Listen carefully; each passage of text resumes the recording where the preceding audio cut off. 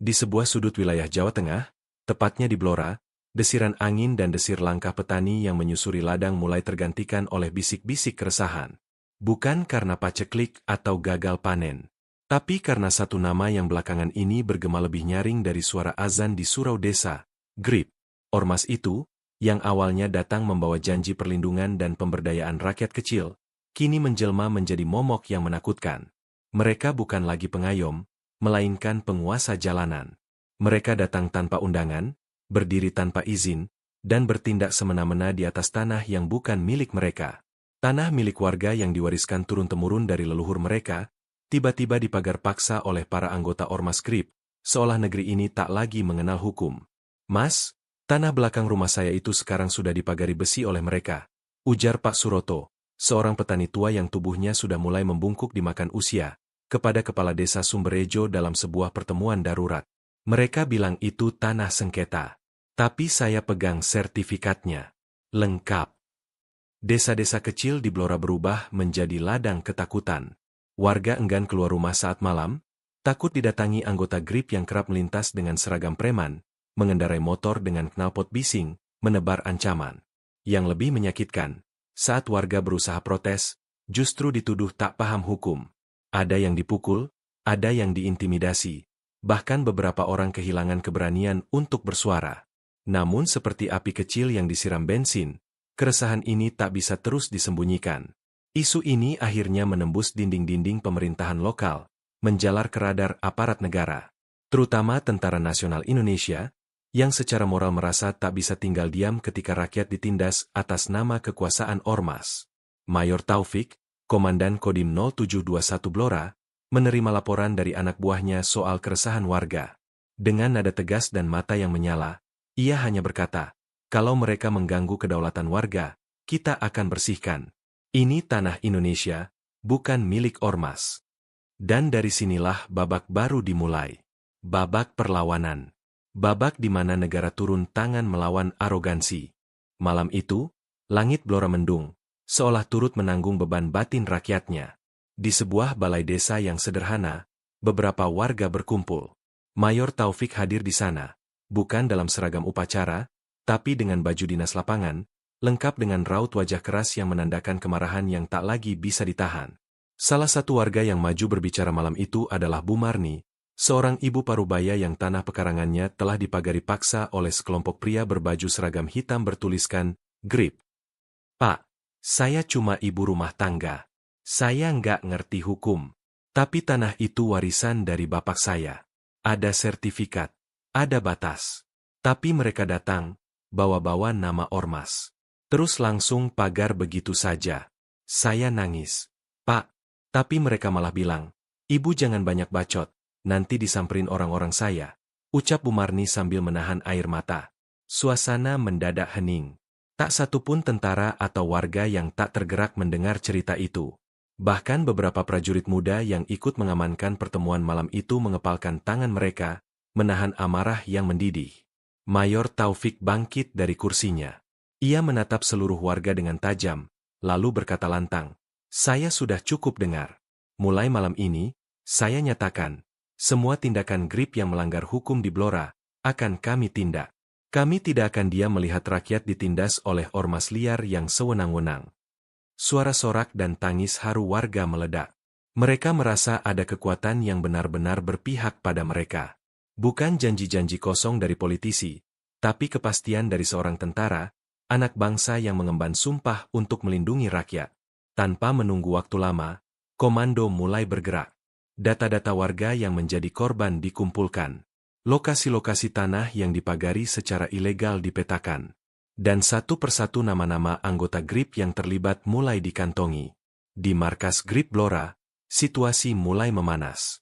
Para pimpinan ormas itu mulai gelisah.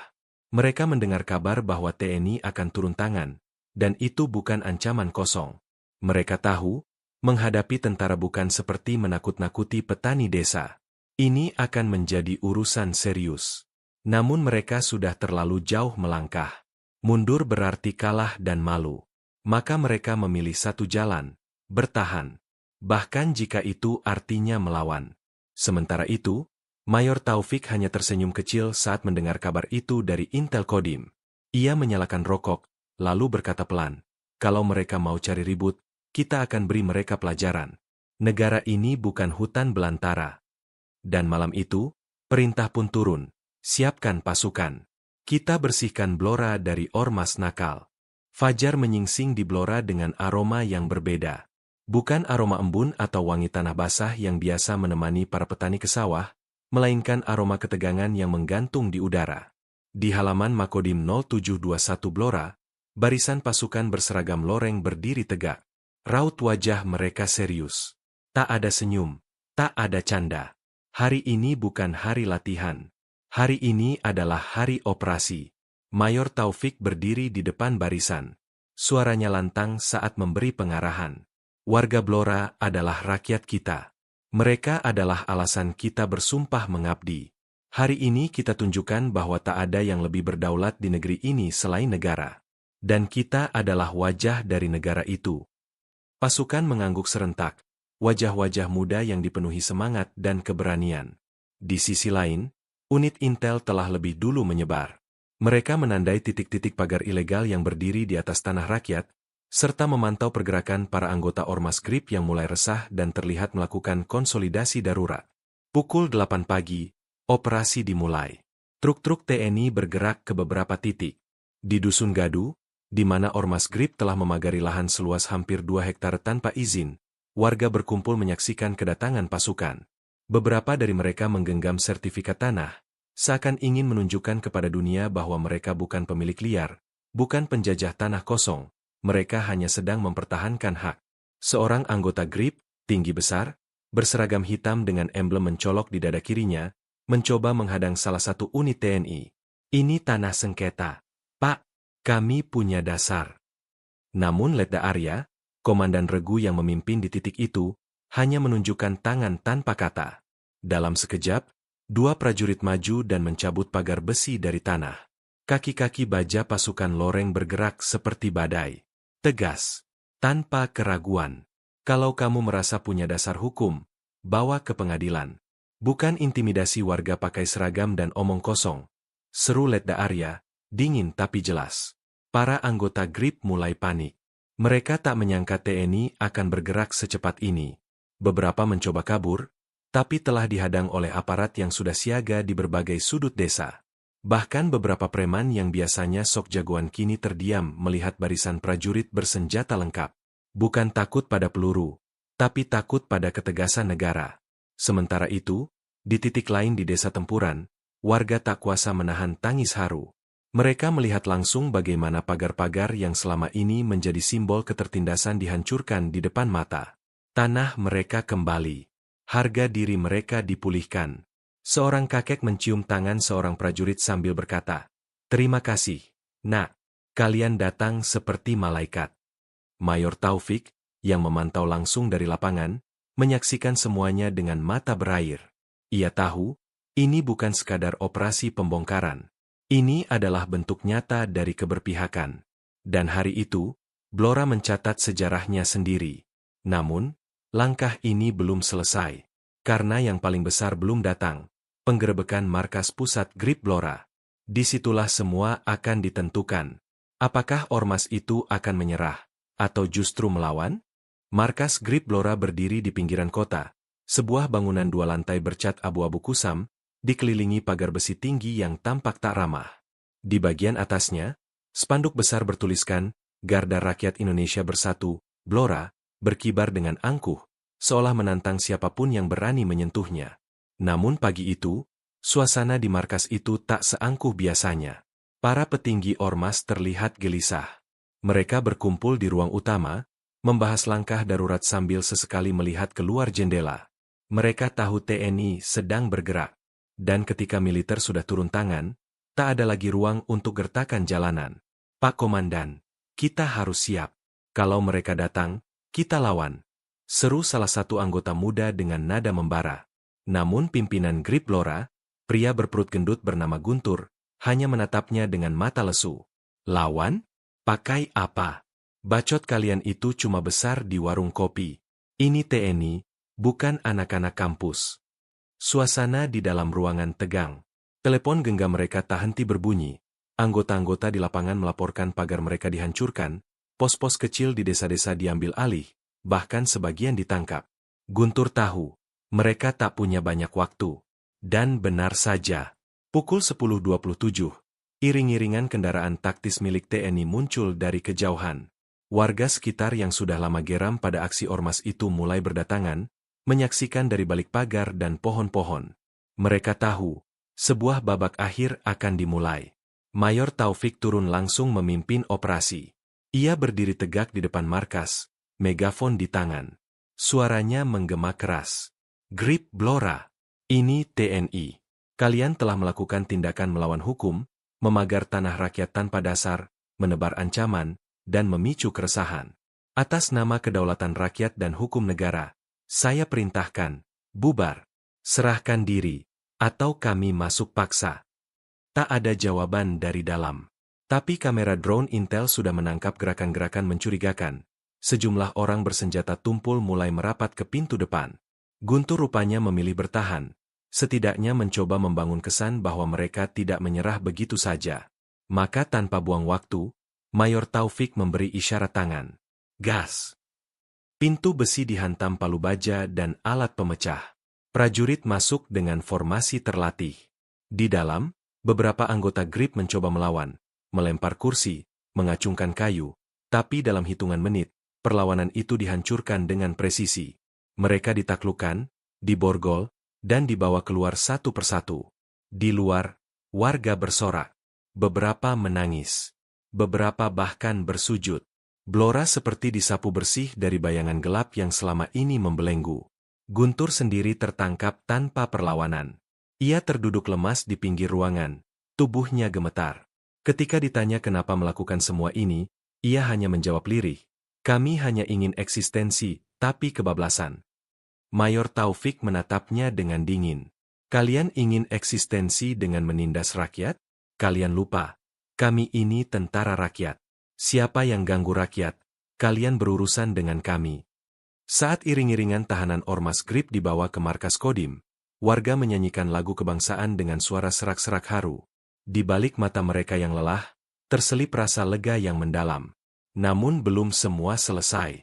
TNI kini menghadapi PR lanjutan, mengembalikan hak-hak rakyat dan memastikan tak ada ormas serupa yang muncul lagi dengan wajah berbeda. Dan di balik semua kemenangan ini, ada satu pertanyaan yang kini mulai bergaung. Siapa yang membiarkan ormas seperti ini tumbuh begitu lama di Blora? Hari-hari setelah penertiban ormas GRIP di Blora menjadi momen bersejarah. Media mulai meliput besar-besaran. Judul-judul berita bermunculan, TNI bubarkan ormas nakal di Blora, tanah rakyat akhirnya bebas dari kepungan premanisme, dan, tegas, Mayor Taufik jadi pahlawan Blora. Namun di balik sorotan kamera dan tepuk tangan warga, Mayor Taufik tak bisa tidur nyenyak. Ia tahu, GRIP bukan ormas biasa.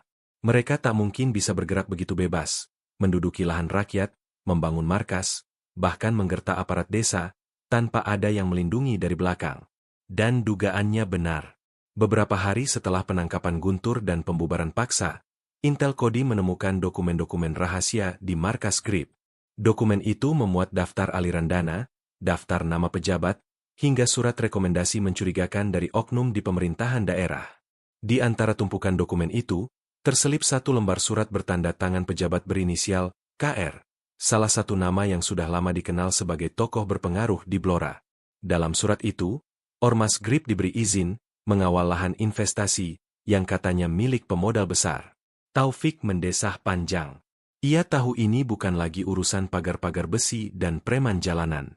Ini sudah masuk ranah persekongkolan kekuasaan, di mana rakyat hanya dianggap angka, dan hukum bisa dibelokkan demi kepentingan ekonomi semu. Tak lama kemudian, ia mengadakan pertemuan tertutup dengan tokoh-tokoh penting di Blora, Bupati, Kapolres, Kepala Kejaksaan, serta perwakilan Kodam. Di ruangan itu, Taufik membuka semua data. Ini bukan sekadar aksi ormas. Ini ada dukungan dari dalam sistem. Kita harus bersihkan akar masalah ini, atau kelak akan tumbuh kembali dengan nama lain, tegasnya. Sebagian pejabat mengangguk, tapi sebagian lagi terlihat kaku, dingin, bahkan gelisah.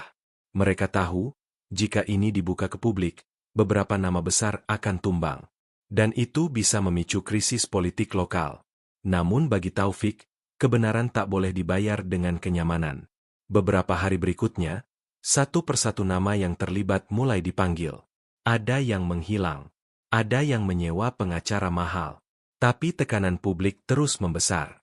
Warga Blora, yang selama ini diam, kini mulai bersuara. Mereka berdiri di kantor DPRD, membentangkan spanduk bertuliskan, "Bersihkan ormas oknumnya. Kami mau hidup tenang." Kemarahan rakyat kini bukan lagi sekadar soal tanah, tapi soal harga diri yang telah diinjak selama bertahun-tahun. Dan rakyat yang sudah bangkit, tak akan mudah dibungkam lagi. Sementara itu, di sudut markas Kodim, Taufik menatap peta wilayah Blora. Ia tahu, pertempuran terbesar bukan saat pasukannya membongkar pagar besi atau menyergap markas Grip, tapi pertempuran melawan sistem busuk yang bersembunyi di balik jas rapi dan senyum diplomatis. Dan di titik ini, ia bersumpah, selama saya masih berdiri di sini, tak akan ada lagi rakyat yang dirampas haknya oleh mereka yang mengaku pengayom, tapi sejatinya pemangsa. Blora, 2 minggu setelah operasi pembubaran Ormas Grip, udara terasa lebih ringan, jalanan desa yang dulu penuh ketakutan kini mulai dipenuhi tawa anak-anak kecil yang berlarian. Di sawah, petani kembali mencangkul tanpa rasa was-was tanah mereka akan dipagari besok pagi. Desa-desa hidup kembali. Tapi di balik senyum warga, ada bekas luka yang belum sembuh. Di tengah euforia itu, Mayor Taufik duduk di beranda Makodim, memandangi berkas-berkas laporan yang menumpuk di mejanya. Tumpukan itu bukan laporan operasi militer, melainkan pengaduan warga yang baru berani bersuara, tanah yang dipalsukan sertifikatnya, pemaksaan iuran oleh ormas, bahkan intimidasi oleh oknum perangkat desa yang bermain mata dengan Grip.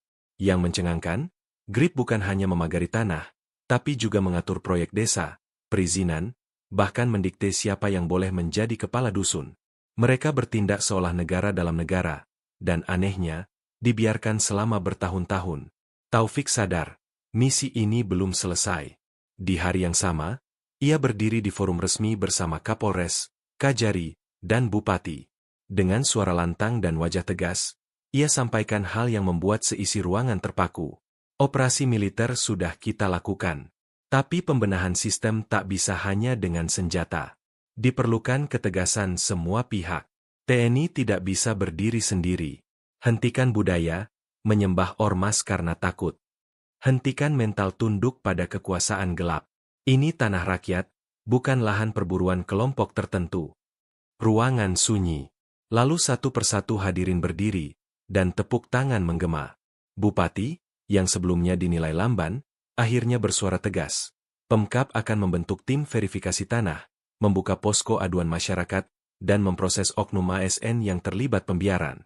DPRD pun menyetujui rekomendasi untuk audit dana hibah ke ormas-ormas selama 5 tahun terakhir. Dan warga? Mereka mulai mengorganisasi diri. Bukan dalam bentuk ormas, tapi dalam paguyuban-paguyuban rakyat yang bertujuan murni, menjaga tanah, menjaga adat, dan mengawal transparansi. Di satu sisi, para anggota Grip yang ditangkap kini sedang menjalani proses hukum. Sebagian sudah mengaku dan membongkar aliran uang ke pihak-pihak tertentu. Satu nama pejabat teras daerah kini telah ditetapkan sebagai tersangka. Tangisan rakyat akhirnya menggoyahkan tembok kekuasaan. Malam harinya, Taufik berjalan menyusuri jalan kecil di desa Tempuran. Seorang nenek tua memanggilnya dari depan rumah sederhana. "Pak Tentara, saya tak punya apa-apa untuk membalas. Tapi kalau sampean butuh doa, saya panjatkan tiap malam. Sampean jaga rakyat, Gusti Allah yang jaga sampean." Taufik tersenyum. Dalam hatinya, ia tahu, mungkin namanya tak akan tercatat dalam sejarah nasional, tapi di hati rakyat kecil Blora, ia telah menjadi simbol bahwa negara masih berpihak, bila orang-orang benar di dalamnya berani berdiri. Dan dengan itu, fajar baru benar-benar menyapa Blora. Tapi ingat, ormas bisa dibubarkan, pagar bisa dihancurkan. Tapi selagi kekuasaan masih bisa dibeli, rakyat tak boleh tertidur. Karena setiap ketenangan, selalu ada yang mencoba menyelipkan kekuasaan gelap di baliknya.